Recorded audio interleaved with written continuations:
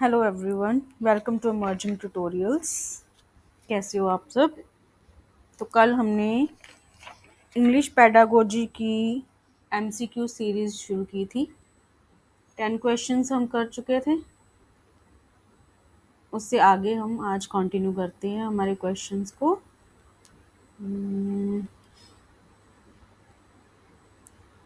Question number 11।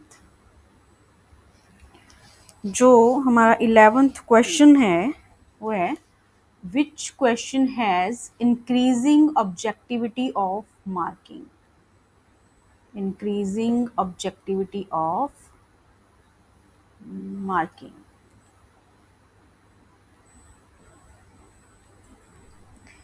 तो क्वेश्चन में पूछा गया है कि कौन सा क्वेश्चन होता है जिसमें सबसे ज़्यादा ऑब्जेक्टिविटी होती है, मतलब सही ऑप्शन को ही हम निकालते हैं। ऑप्शंस में है एमसीक्यूज, ऐसे type questions, teacher made test, performance test. तो इसका जो राइट आंसर है वो हो जाएगा एमसीक्यू क्वेश्चंस, जिसको हम मल्टीपल चॉइस क्वेश्चन कहते हैं। क्यों होगा ये? क्योंकि एमसीक्यूज जैसे हम कर रहे हैं, ठीक है, इसमें ऑप्शंस दिए होते हैं और दिए गए ऑप्शंस में सिर्फ एक ही आंसर सही होता है, इसलिए सबसे ज़्यादा ऑब्जेक्टिविटी एमसीक्यू क्वेश्चंस में ही पाई जाती है। ठीक है जी। नेक्स्ट क्वेश्चन हमारा, measurement of student without any instrument in the natural setting is called.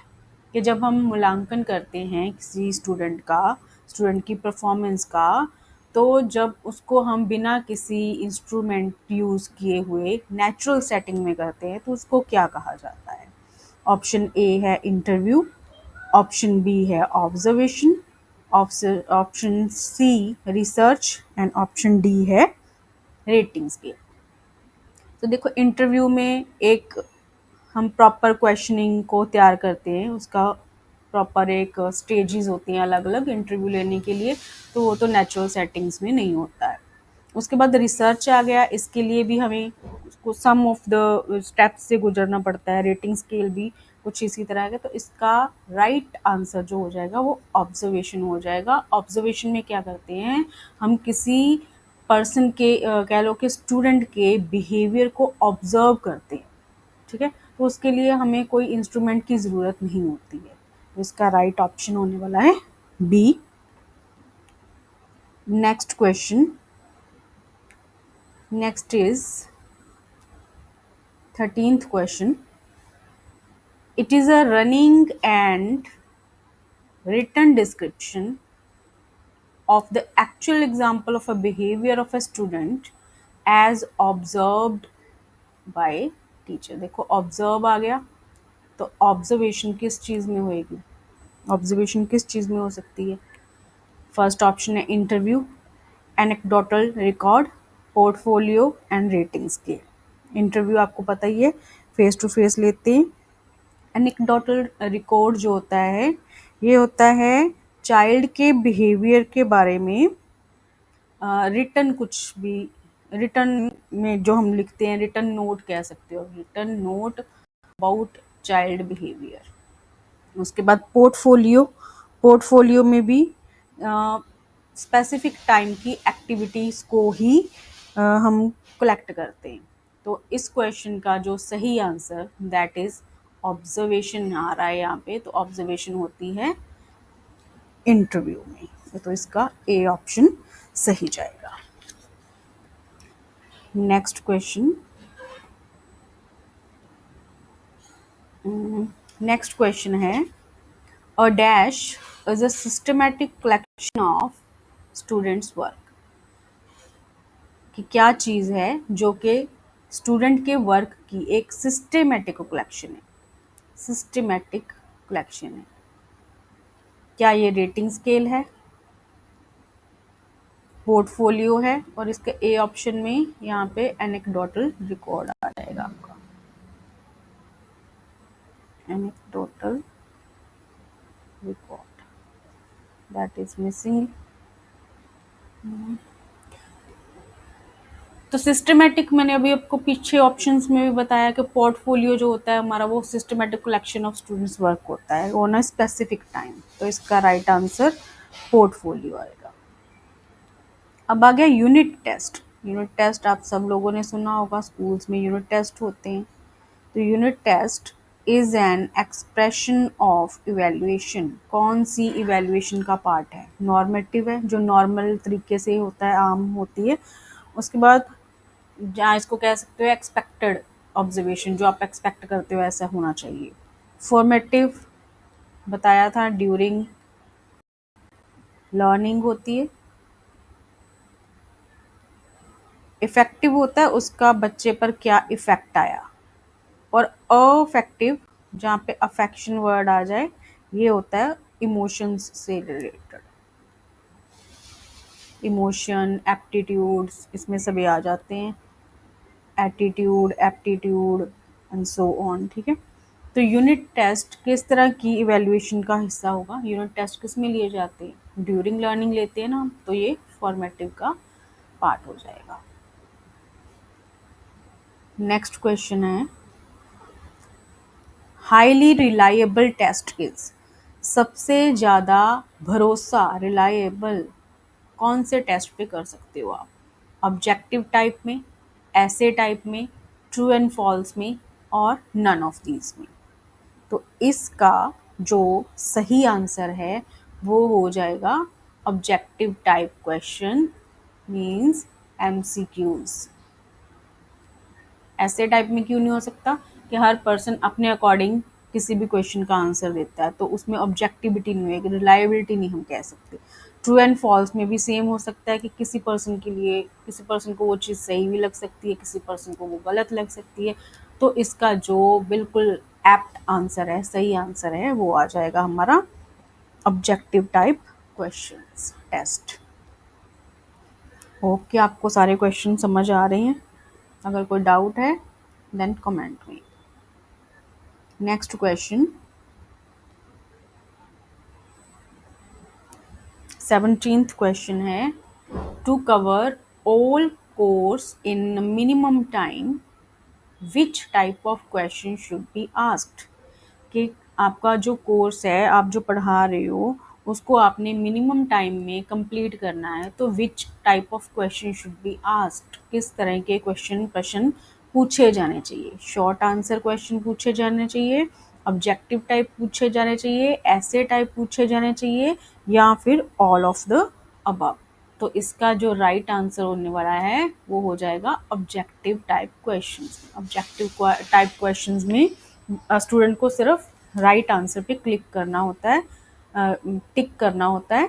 तो ऐसे में आप कम समय में अपना ज़्यादा जो मटेरियल है उसको कवर अप कर सकते हो। Next question, Poonam does well when studying languages.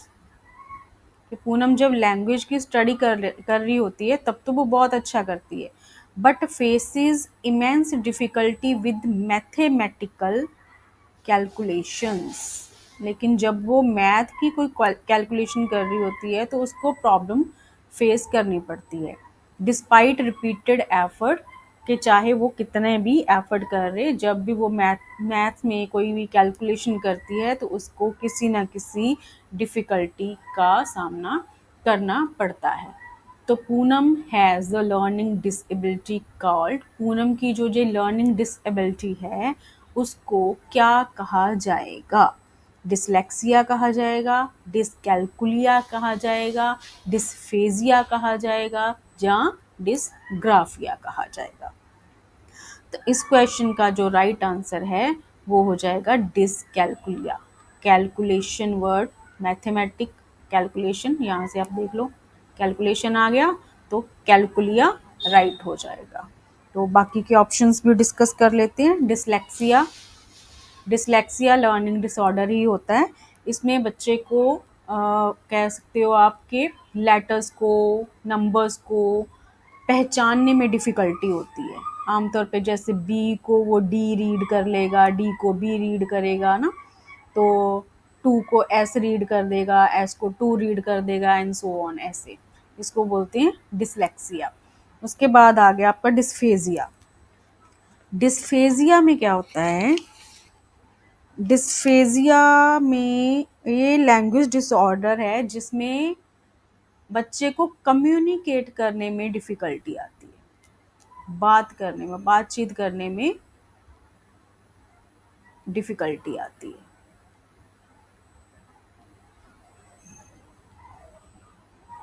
वो अपनी बात को अच्छे से कह नहीं सकता, अच्छे से जेस्चर्स को यूज समझ नहीं सकता, उसको यूज नहीं कर सकता, तो ऐसी कंडीशन को डिस्फेजिया कहते हैं। उसके बाद डिस्ग्राफिया, ग्राफिक वर्ड से बना है। तो पहले जो हमने 10 क्वेश्चन किए थे उसमें मैंने आपको बताया कि ग्राफिक वर्ड रिलेट होता है राइटिंग से। तो यहाँ जब लिखने में, राइटिंग करने में प्रॉब्लम आएगी तो उस पर्सन को डिस्ग्राफिया की प्रॉब्लम होगी। Clear? Next question, 19th question जो हमारा है वो उसमें है, a child with normal intelligence shows, normal intelligence है बच्चे का, shows difficulty in reading and comprehending language. कि वैसे उसका जो आईक्यू है वो नॉर्मल है, दिख रहा है, लेकिन उसको पढ़ने में और किसी लैंग्वेज को कॉम्प्रीहेंड करने में, समझने में प्रॉब्लम आ रही है, तो it indicates that child is showing symptoms of. तो बच्चे को किस चीज़ के सिम्टम्स हो सकते हैं? डिस्ग्राफिया हो सकता है, डिसकैल्कुलिया हो सकता है, डिस्प्रैक्सिया हो सकता है, या फिर डिसलेक्सिया हो सकता है। ठीक है। ग्राफिक्स अभी बताया, राइटिंग, जब भी लिखने में प्रॉब्लम हो तो डिस्ग्राफिया आ गया। कैलकुलिया रिलेटेड टू कैलकुलेशंस, जब कैलकुलेशन करने में प्रॉब्लम आएगी तो डिसकैल्कुलिया हो गया। उसके बाद आ गया आपका डिस्प्रैक्सिया। डिस्प्रैक्सिया लर्निंग डिसऑर्डर्स में नहीं आता, ये न्यूरोलॉजिकल डिसऑर्डर होता है। इसमें बॉडी को बैलेंस करने में प्रॉब्लम आती है, तो इसका राइट आंसर हो जाएगा हमारा डिसलेक्सिया। ठीक है जी। नेक्स्ट क्वेश्चन, नेक्स्ट है हमारा क्वेश्चन, 1 मिनट, ठीक है। नेक्स्ट क्वेश्चन हमारा, ऑप्शंस ऊपर नीचे हो रखे हैं सारे। Next question, children with learning disability. अब जब बच्चे को पढ़ने में ही प्रॉब्लम आ रही है तो ए ऑप्शन है इसका, कैन नॉट लर्न एनीथिंग, कि बच्चा कुछ लर्न ही नहीं कर सकता। बी है struggle with some aspects of learning, उसको लर्निंग के कुछ एस्पेक्ट्स में स्ट्रगल करना पड़ रहा है, कुछ प्रॉब्लम फेस हो रही है। Children with learning disability are very active है but have a low IQ, वैसे वो एक्टिव होते हैं लेकिन उनका आईक्यू लेवल जो वो इंटेलिजेंस कोशेंट है जो वो लो होता है। Are very wise and mature, बहुत समझदार होते हैं और मैच्योर होते हैं। तो इसका जो सही ऑप्शन आ जाएगा वो हो जाएगा सी। सी इसका जो सही आंसर है वो हो जाएगा सी। क्यों हो जाएगा? क्योंकि ऐसा नहीं होता कि अगर किसी बच्चे को लर्निंग डिसेबिलिटी है तो वो कुछ लर्न ही नहीं कर सकता, और जहाँ उसको कुछ ही एस्पेक्ट में प्रॉब्लम आ रही है। कुछ बच्चे लर्निंग डिसेबिलिटी के साथ भी एक्टिव हो सकते हैं लेकिन उनका जो आईक्यू लेवल है वो थोड़ा सा लो हो सकता है, बाकी फील्ड में वो एक्टिवली पार्टिसिपेट कर सकता है। नेक्स्ट क्वेश्चन आज का, if there is a learning disabled child in your class, कि अगर आपकी क्लास में, क्लासरूम में कोई लर्निंग डिसेबल्ड चाइल्ड है, then what will you do, तो आप क्या करोगे? सबसे पहला ऑप्शन है do not pay any attention to, उसको कोई उसकी तरफ अटेंशन ही नहीं दोगे, ध्यान ही नहीं दोगे। बी ऑप्शन है try to find out his or her type of disability and make efforts to teach him, आएगा यहाँ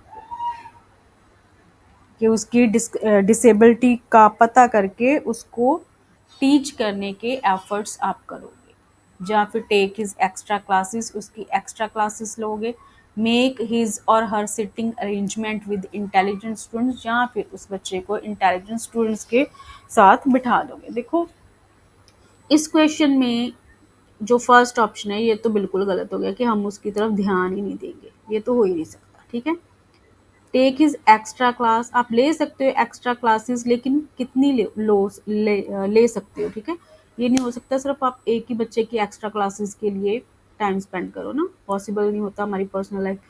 तो ये ऑप्शन हो सकता है लेकिन it's not the apt answer here.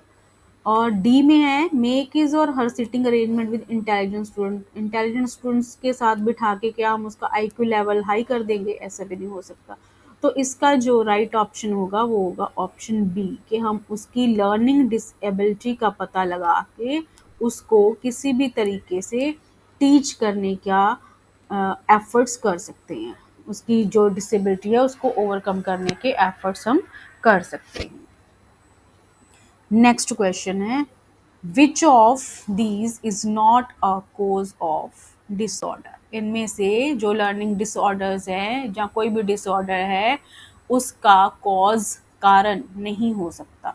First है socio economic, emotional, environmental and educational causes.